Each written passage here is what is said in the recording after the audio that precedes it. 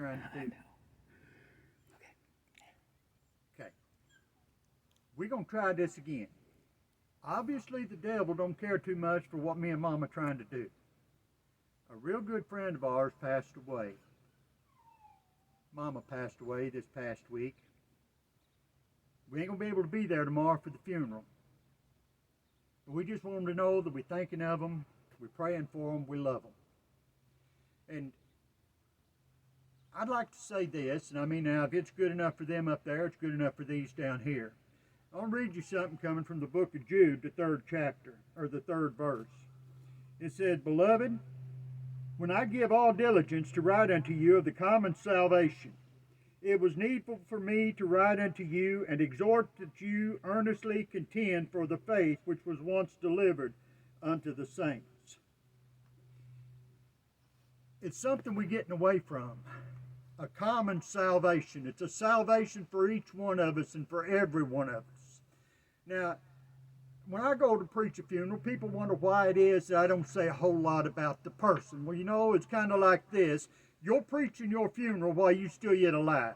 There ain't nothing a preacher is going to tell you that you don't already know. But see, here's what we still need to do.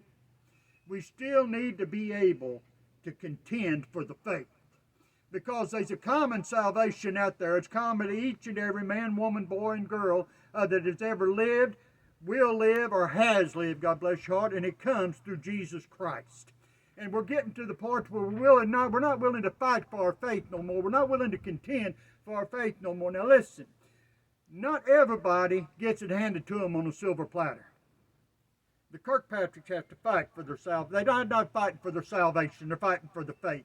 The Lincolns fight for their faith. The Sanders fight for their faith. God bless your heart. Anybody that's got somebody that they really love and that they care about, they're putting everything they got into it.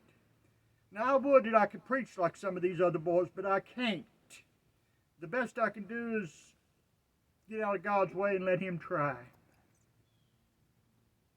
For by grace are you saved through faith, and that not of yourselves.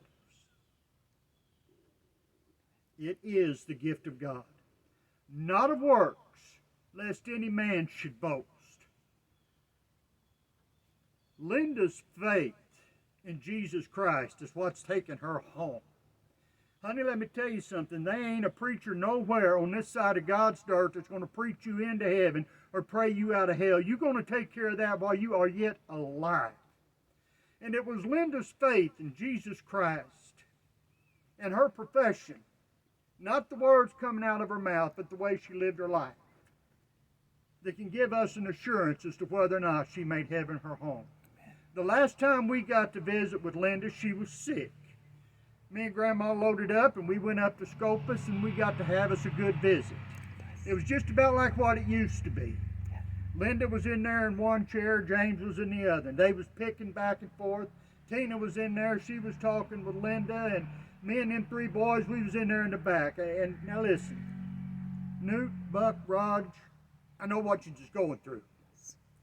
13 years ago, this past month, I lost my mama. I know the hurt. I know the loss. But see, here's the thing. The hurt and the loss that we have is temporal. Amen. If we will contend for that faith.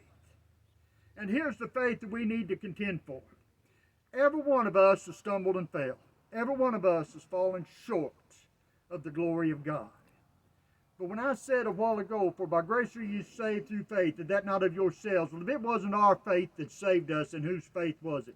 Honey, it was a man named Jesus who had enough faith in us that he was willing to give his life upon the cross of Calvary. He was willing to stand a judgment on our part. He was willing to be condemned for our sin, for our iniquity.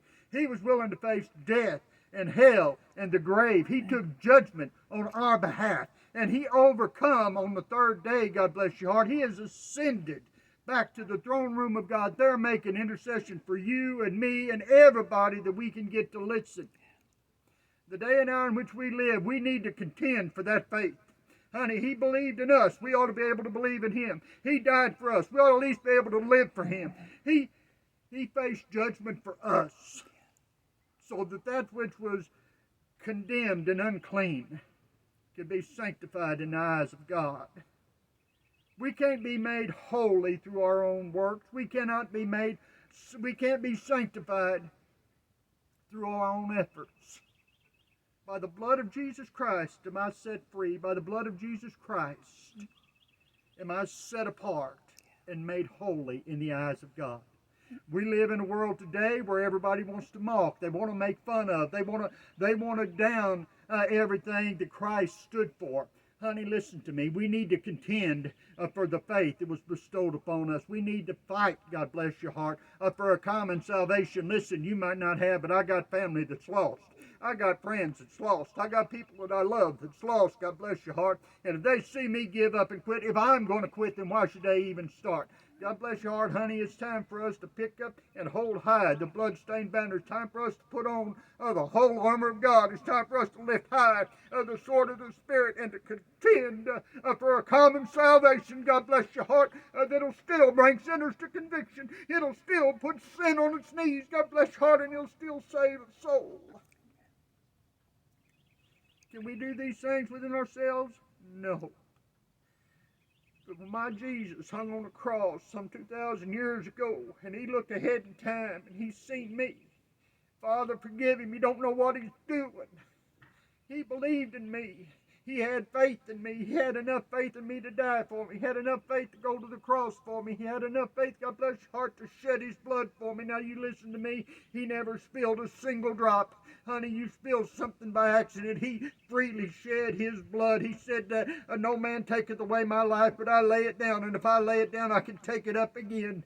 And because he laid down his life for me, God bless your heart, and he picked it up again, I know that one of these days, I get to stand before, and you want to know how I know that? For he said, I go away to prepare a place for you, that where I am you may be also. And if I go to prepare a place for you, I shall come again and take you unto myself, that where I am, there ye may also be. Honey, that's a promise I got from my Jesus. Mm-hmm. That's a hope that I have today. Yeah. And it's a hope not just for me, but for my kids and for my grandkids and for my friends and for my neighbors. Now, you guys, listen to me. Newt, Rod, Buck, you hold together. Newt, you keep preaching. Yes. You keep preaching. Rod, you keep a stepping up. Buck, you keep a holding fast. God bless your heart, because James is going to need all three of you. And James, you just hang on, buddy, because you ain't but a step behind her. But you're going to have to contend for the same faith that took Mama home, and the same faith that took your wife home. But God bless your heart. That's going to be the same faith that gets you there. And honey, there ain't a thing we'll ever have that's worth anything if it ain't worth fighting for.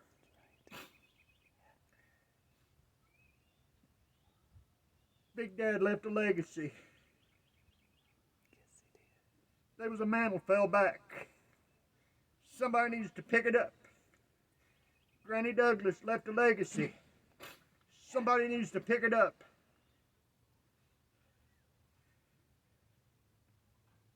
Casey, Carrie, Chrissy, I love you three just like you're my own. You contend for the faith that took your grandma home. God bless your heart, and you hold fast to that faith, because the same faith that opened the door to heaven, God bless your heart, to let you in is the same faith that's going to lock the doors to hell. It's going to keep you out. For by grace are we saved through faith. That grace thing means something different to me than undeserved, inspired favor. God bless your heart. You know what grace means to me? Jesus took my place. He set me aside so he could take my place. By grace, I'm saved. Jesus died so I could live. He faced hell so I could have heaven. He was condemned in judgment that I could be pardoned. By grace, through faith, am I saved. Jesus done all of those things believing that we would hear and that we would accept the truth of his gospel. I love you to death. I ain't going to be able to be there tomorrow. But know this. You pray for my bunch. I'll pray for yours. I'll pray for your church. You pray for mine. And listen, you contend for the faith and for that common salvation, because Jesus is the only way we're going to make it to heaven. I love you all. God bless you.